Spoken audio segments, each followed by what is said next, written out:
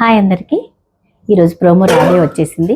అయితే నిన్న జరిగిన ఎపిసోడ్లలో కంటెండర్గా అయింది నలుగురు, డిమన్, కళ్యాణ్, అలాగే ఇమాన్యుయల్ కూడా అవుతాడు.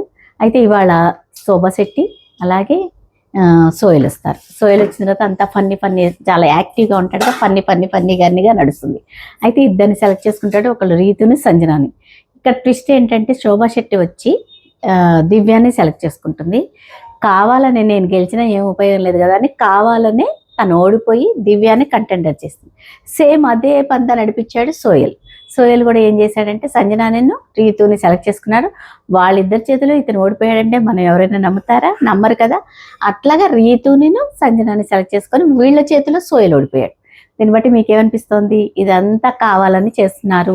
కాకపోతే మానస్ కూడా మంచిగానే ఆడాడు, కానీ డెమన్ గెలిచాడు. పవన్ కళ్యాణ్ ఉన్నాడు, ప్రియాంక అయితే ప్రియాంక ఆల్వేస్ కళ్యాణ్ బాగా ఆడతాడు కాబట్టి ప్రియాంక చేతిలో ప్రియాంక ఓడిపోయింది. అలాగే ఇమాన్యుయల్ కూడా గెలిచాడు.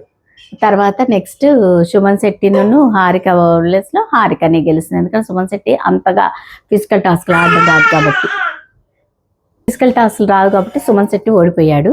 అయితే ఈ సోయల్ వచ్చిన తర్వాత మాత్రం ఫన్నీగా బిగ్ బాస్ కూడా సోయల్తో ఆడుకుంటాడు. ఇవాళ మంచి కొంచెం ఫన్ కూడా జరుగుతుంది.